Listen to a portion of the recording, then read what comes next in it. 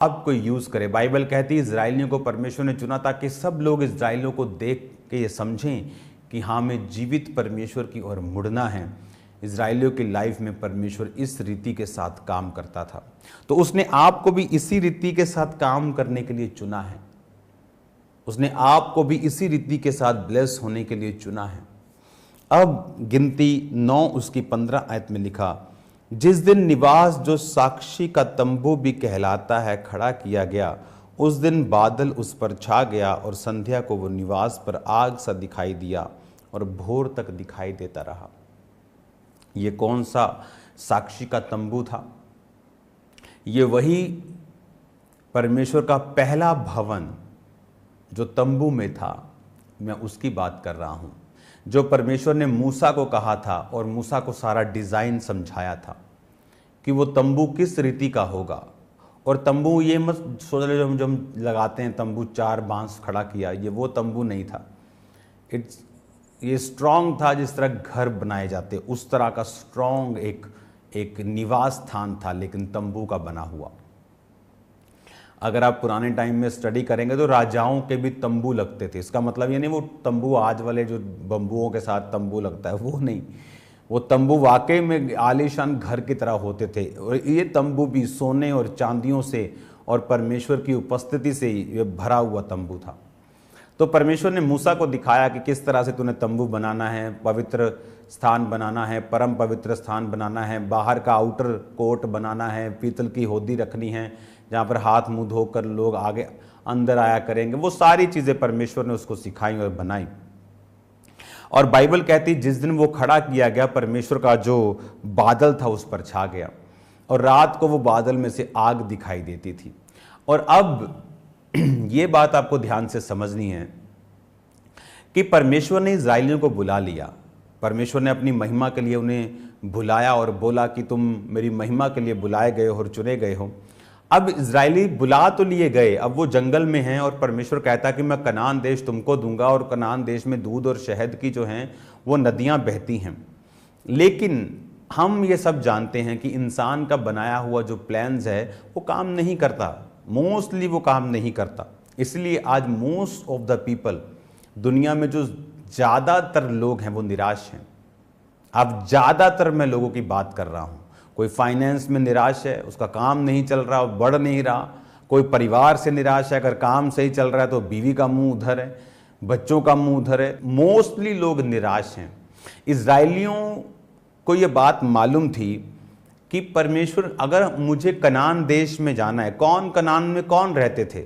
वो जो नूह था उसके वंशज, स्ट्रॉन्ग पीपल, शारीरिक रूप से स्ट्रॉन्ग, मजबूत, गढ़ों वाले लोग, हथियारों वाले लोग। और इनको मालूम था, इजराइल को मालूम था, ये लोगों को मालूम था कि हम उन्हें नहीं पा सकते, कब्जा नहीं कर सकते। लेकिन इन्होंने परमेश्वर के मिरेकल्स को देखा था। मिस्र में परमेश्वर के मिरेकल्स को देखा था कि पूरे मिस्र में अंधेरा छाया लेकिन इनके ऊपर उजाला है। उनके पशु गढ़ों से, औलों से मर रहे हैं और इनके उसी तरह से आनंद ले रहे हैं। उनके पहलोठे मारे गए, इनके एक डॉग भी नहीं मरा। बाइबल कहती कुत्ता भी इजराइलियों पर नहीं भौंका। तो इजराइलियों ने ये मिरेकल्स को देखा हुआ था। इजराइलियों को मालूम था कि मिस्र जैसे देश के चंगुल से निकलना ये आसान नहीं था। फिरौन जैसे राजा को हराना, उसकी पूरी सेना को समुद्र में डालकर परमेश्वर ने मार दिया, ये आसान नहीं था। तो इजराइल को यह भी मालूम था कि अब हम जंगल में हैं, लेकिन हमें अगले जीवन का जो पथ है, अपनी बुलाहट है जो हमें कैप्चर करना है, उसके लिए हमें परमेश्वर की उपस्थिति की जरूरत है। तो बाइबल कहती है कि जब वो तंबू खड़ा किया गया तो बादल उस पे आया। जब बादल उस पे आया तो रात को वो आग दिखाई देती थी, दिन को बादल दिखाई देता था। और लिखा जब जब वो तंबू बादल चल पड़ता था तो इनको मालूम होता था कि चलो भी अपने अपने डेरे इकट्ठे करो। 12 गोत्र, लेवी, तंबू का सारा सामान, किसी के पास ड्यूटी थी परमेश्वर के हाथ का जो लिखा हुआ संदूक था, वो पात्र थे, उसको उठाना। किसी की ड्यूटी थी जीसस क्राइस्ट वाला स्थान जहां पर 7 दीवटे हैं, भेंट की रोटी मेज पर रखी, वो उठाना। किसी की जिम्मेवारी पूरे उस बाकी स्ट्रक्चर को उठाना थी। तो अलग अलग ड्यूटीज होती थी। जैसे बादल आगे जाता था ये सारा सामान समेटते थे।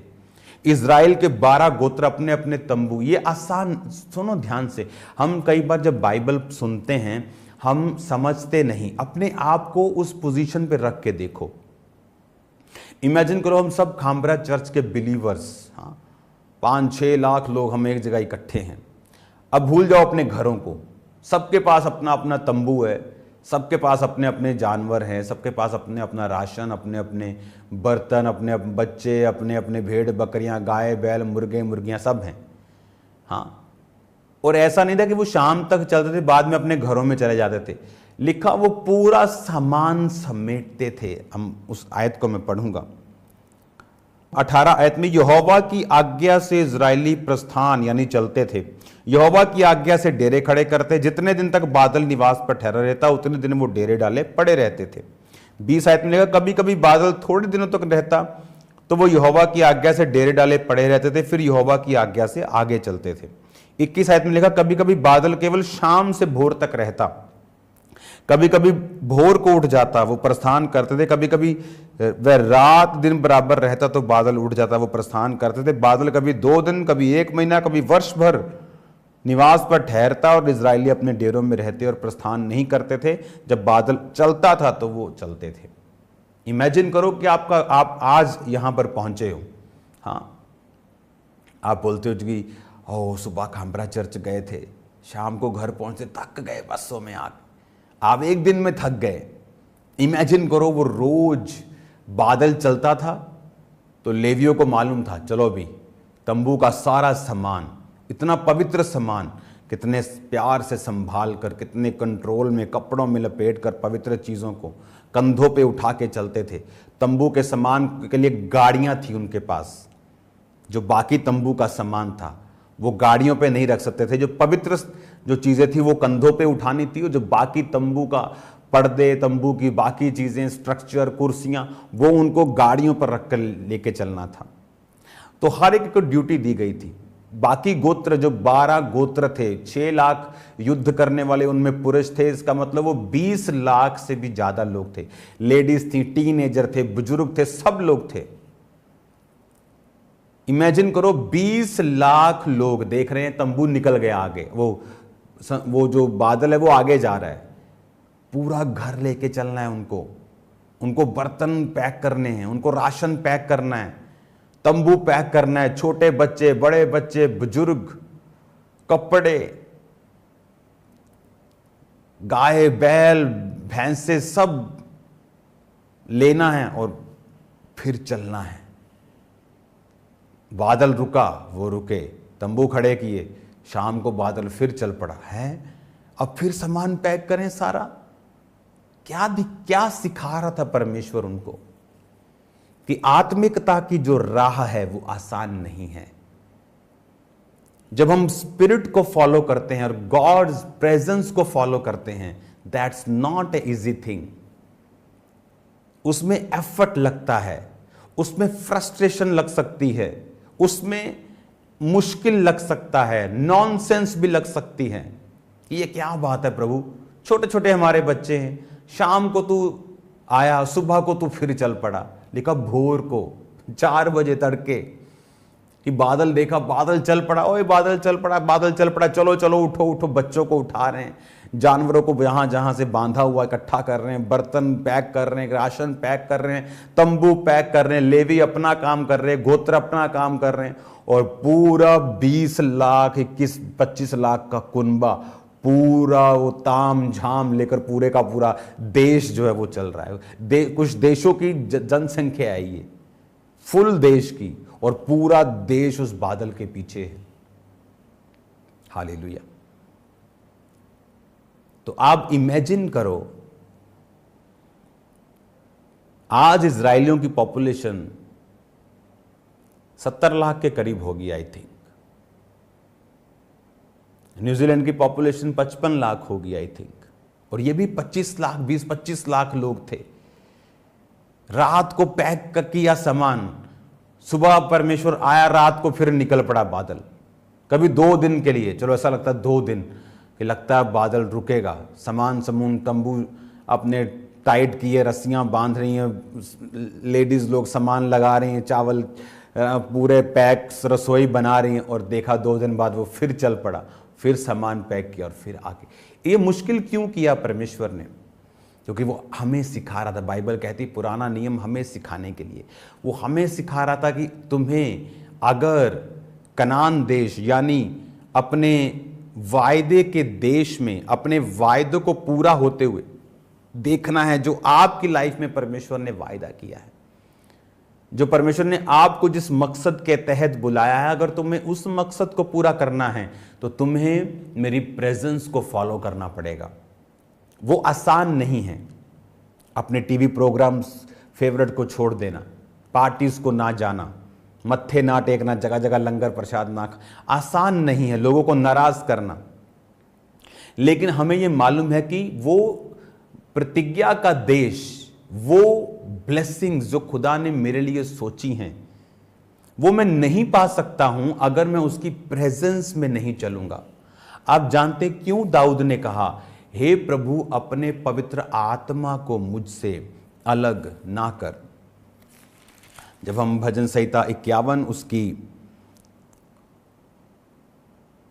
11 आयत पढ़ते हैं, मुझे अपने सामने से निकाल ना दे और अपने पवित्र आत्मा को मुझसे अलग ना कर। क्यों दाऊद ने कहा अपनी प्रेजेंस को, पवित्र आत्मा को मुझसे अलग ना कर? क्योंकि जितनी लड़ाइयां दाऊद ने लड़ी और जीती, वो सारी पवित्र आत्मा की हुजूरी की वजह से थी। पवित्र आत्मा कई बार उसे योजना बताता था कि इस तरफ से घेरा डालना है, अगले युद्ध में वो फिर जाता था, घेरा डालने लगता था। परमेश्वर बोलता था, मैंने पिछले युद्ध में तुम्हें घेरा डालने के लिए बोला था, अब तुम्हें मैं घेरा डालने के लिए नहीं बोल रहा हूं, पीछे से जा, सामने से जा, साइडों से जा, थोड़े लोग इधर से अटैक करो, बाकी लोग पीछे से। हर युद्ध में परमेश्वर उसको अलग योजना देता था।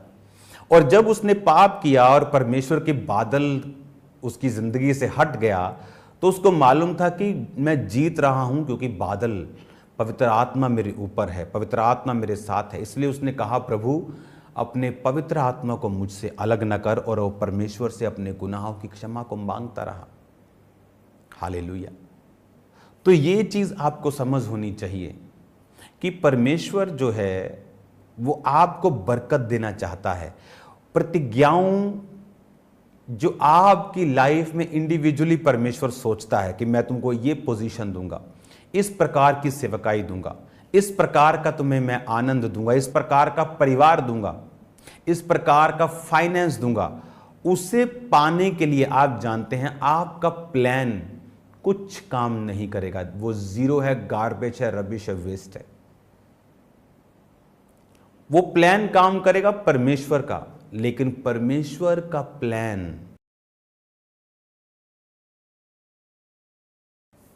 ऑस्ट्रेलिया में हम एक जगह घूमने गए थे, जंगली एरिया, तो हम एक जंगल के अंदर चले गए। तो जब आप जंगल के अंदर जाते हैं, मैं आपको एक्सपीरियंस बताता हूं। कई बार जो आपको लगता है कि एक आप जा रहे हैं और आपको लगता है कि आप इधर से आए हैं और आप ऐसे जा रहे हैं और आपको मालूम है कि एग्जिट करना है, बाहर निकलना है, तो पीछे बहुत दूर है। आपको लगता है कि मैं इधर से आया हूं और ऐसे जंगल में हूं, तो इधर जाऊंगा तो ऑटोमेटिकली एग्जिट आ जाएगा, तो हम इधर को चल पड़े। और खुदा तो अपने लोगों के साथ होता है, तो आगे हम थोड़ा सा ही चले थे तो पूरा जंगल है, शाम का रात होने वाली है और 2 लोग उधर से आ रहे हैं। एक बंदा नहीं दिखा हमें इतने घंटों में, और जब हम जैसे ही भटके तो 2 बंदे आ रहे साहब। तो वो हमने पूछा इंग्लिश में, आप कहाँ से आ रहे हैं, उधर रास्ता एग्जिट है? कहते हैं नहीं नहीं उधर मत जाना, उधर चले गए तो कम से कम 1-1.5 घंटा तुम ऐसे घूमोगे और यहीं आ जाओगे वापस। तो हमें मालूम था परमेश्वर हमारे साथ हैं, तो हम उधर से वापस चले गए लंबे रास्ते से जहां से हम निकले थे। तो जब तुम जंगल में जाते हो ना, जो रास्ता तुम्हें श्योर लगता है कई बार कि यही होगा, वो सबसे ज्यादा भटकाने वाला रास्ता होता है। और यही इंसान की लाइफ है। आपको लगता है ये वाला काम, कपड़ों का मैं खोल लूंगा ना, कामयाब हो जाऊंगा, ये वाला बिजनेस, लेकिन नो, अगर प्रभु की प्रेजेंस आपकी लाइफ में है तो आप कामयाब हैं। आप कुछ भी कर लें, कपड़ा कर लें, कुछ खरीद सकता हूँ, मुझे कोई और बिजनेस आइडिया दे दो, ऐसा बोला क्या उसने? नहीं। अब धनवान व्यक्ति क्या ढूंढ रहा है? अनंत जीवन। हालेलुया। हेलो व्यक्ति क्या ढूंढ रहा है? आवाज आ रही है? इधर आ जाओ ना, अरे इधर आ जाओ ना, अरे थोड़ा इधर आ जाओ यार, तुमको लगा कि तुम्हारे घर की प्रार्थना में हम लोग हैं। आ जाओ, तुम्हारी इधर जगह है, अरे आ जाओ। हाँ तो फिलहाल इधर आ जाओ, उसके इधर बैठ जाएंगे। भैया पंखा थोड़ा कम कर दो, ये इसी चालू कर। आवाज आ रही है? पहले मैं इतना धीरे बोलता ना थोड़ा, इसलिए। तो यीशु मसीह ने अरे इसी चालू कर लो ना, ऐसे करना, अरे इसी चालू करना, अरे इसी चालू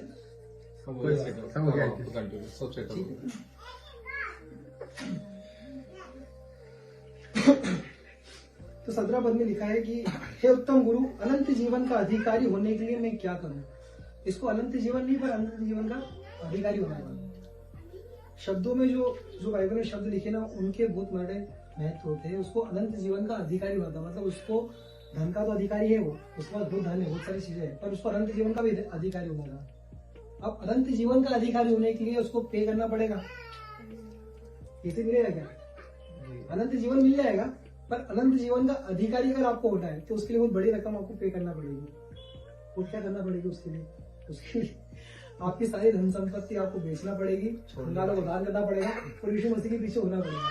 तो यीशु मसीह आपको बोला तो अनंत जीवन का अधिकारी भी हो जाएगा, मतलब कभी नहीं मरेगा तू, और तू उसका एक अधिकार जमा लेगा। कितनी बड़ी बात उसने यीशु मसीह से मांग ली।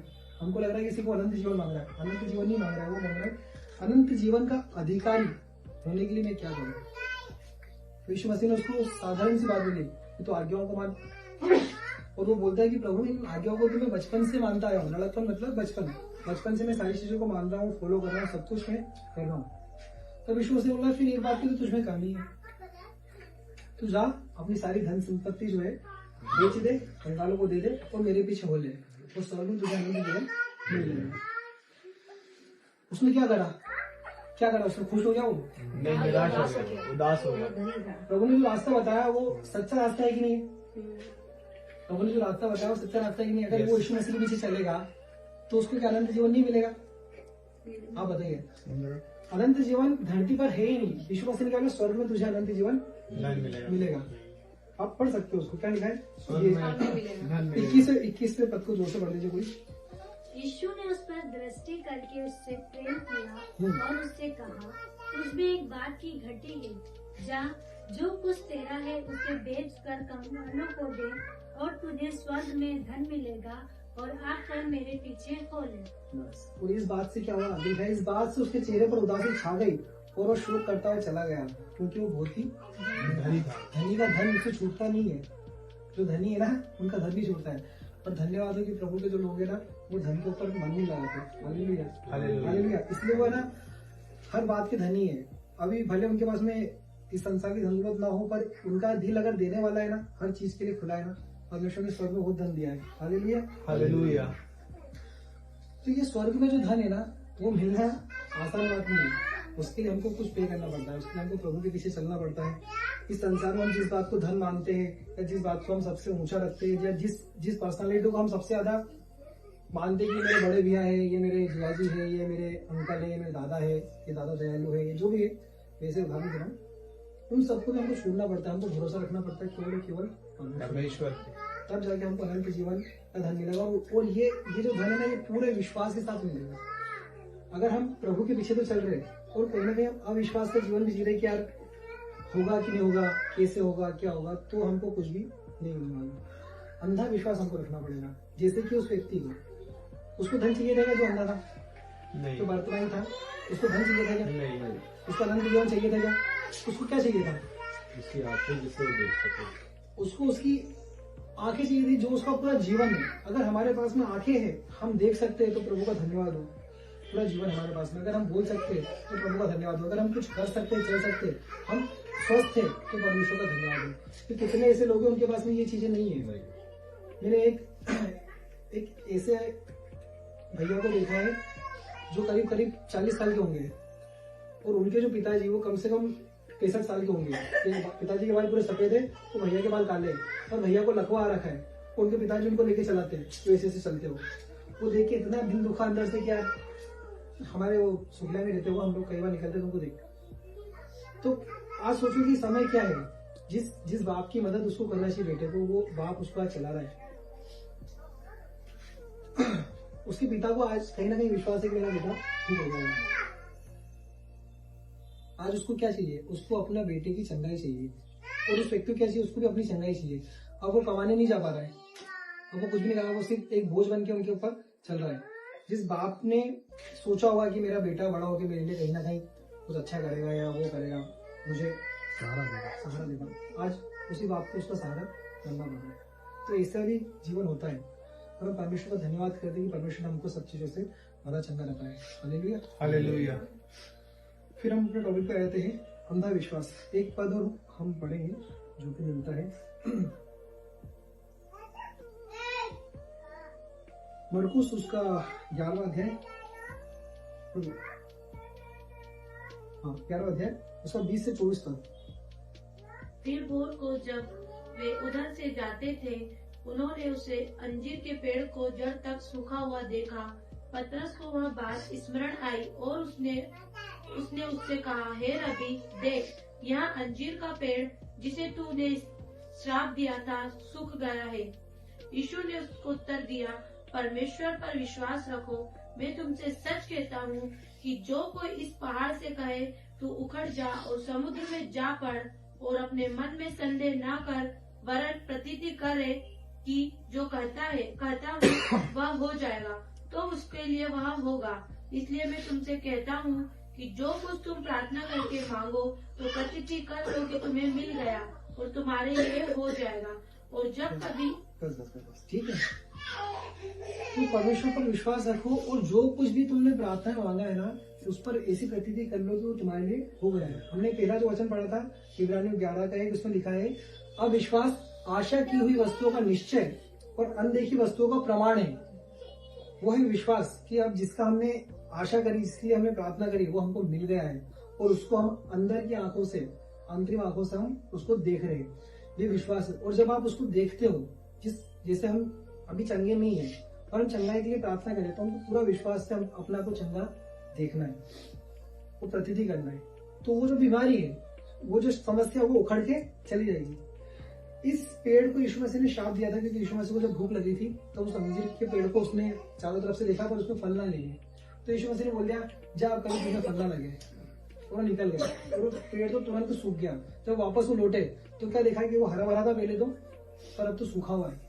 तो तुरंत के चेलों ने देखा कि ये तो वही पेड़ है जिसको यीशु मसीह ने श्राप दिया था। इसका मतलब ये है कि हमारे शब्दों में ताकत है। अगर हम अपने लिए नेगेटिव बोलेंगे ना, तो नेगेटिव होगा।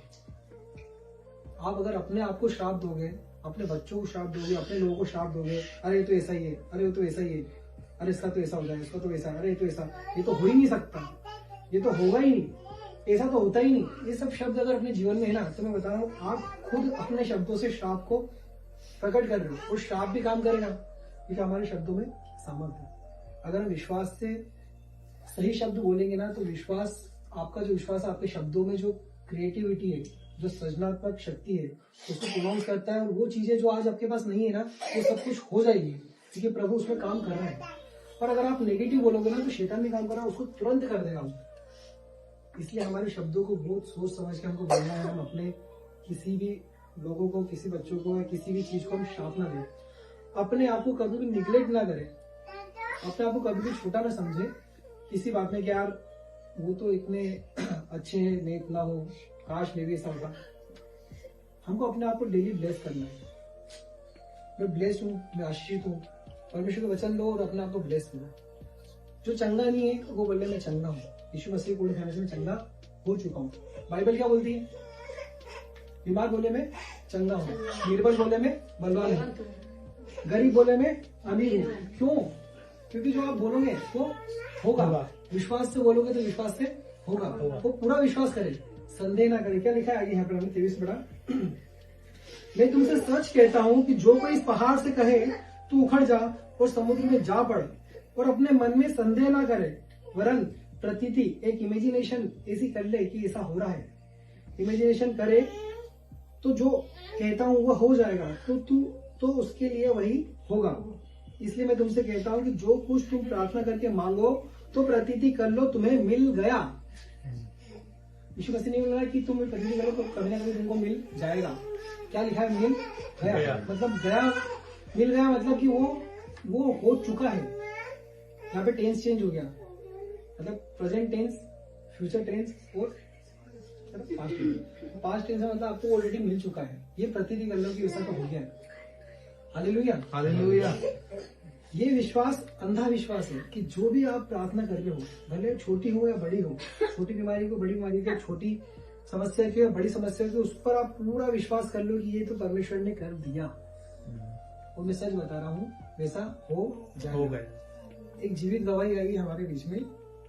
लास्ट समय जब त्योहार चल रहे थे, तब प्रीति कोमल की जो बड़ी सिस्टर है, जो मेरी बड़ी सास लगती है, वो नागदा में रहते, और उनकी जो जेठानी है, उनके बारे में ऐसी रिपोर्ट आ रही थी कि उनकी तबीयत बहुत खराब हो गई है और उनका जो दिल है, दिल पिघल रहा है। मतलब दिल जो है ना, दिल के छेद है और वो कहीं ना कहीं वो उसकी जो सेल्स है वो चेंज हो रही है, उस कारण से उनको भर्ती करना पड़ा। और रोज ऐसा लग रहा था उनको कि आज या कल वो चले जाएंगे, आज या कल वो चले जाएंगे। तो जब हमको पता पड़ा तो हमने प्रभु से उस समय प्रार्थना करके पूरे हाथों में उनको दे दिया।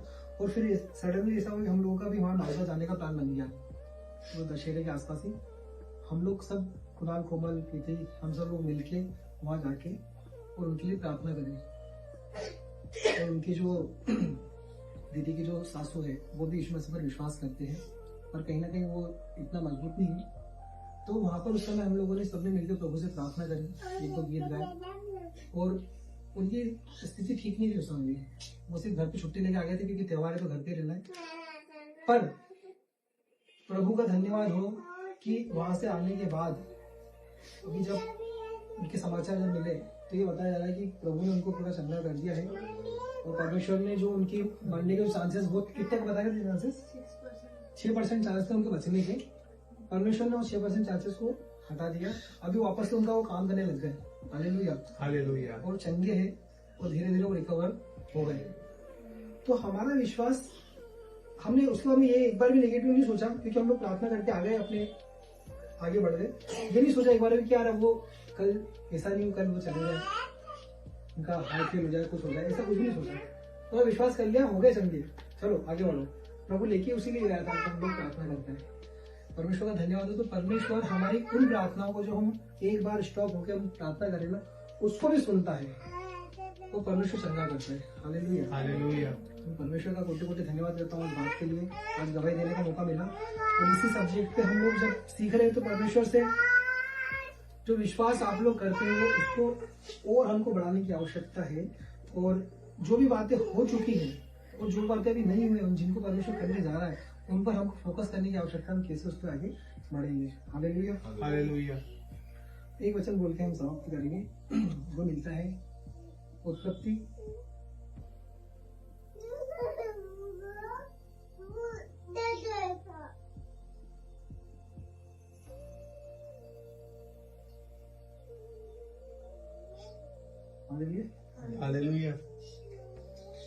5 अध्याय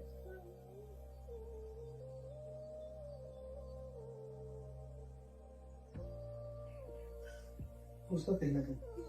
आदम की वंशावली यह है, जब परमेश्वर ने मनुष्य की सृष्टि की तब अपने ही स्वरूप में उसको बनाया। हालेलुया। तो जब हमारी सृष्टि हुई ना, हम मनुष्य हैं, हम भेड़ बकरी गाय बैल, हम जानवर नहीं है, और हम क्या है? मनुष्य। तो परमेश्वर ने जो हमको बनाया तो उसने अपनी ही सृष्टि करके हमको बनाया, अपने ही स्वरूप में हमको बनाया।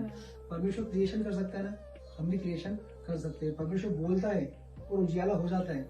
हम भी बोलेंगे ना तो अंधकार में समय में उजियाला हो जाएगा। हालेलुया। हमारे सामने जीवित गवाही खड़ी है सागर भैया की, भाभी की।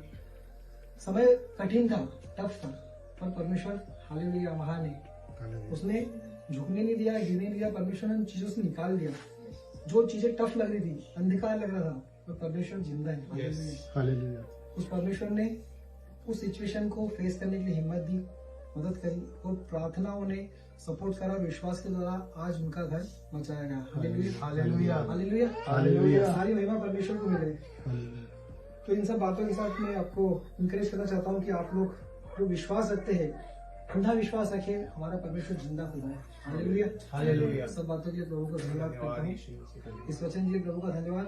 तो सुनने पर हम सबको अनुग्रह मिले, यीशु मसीह के नाम से आमीन।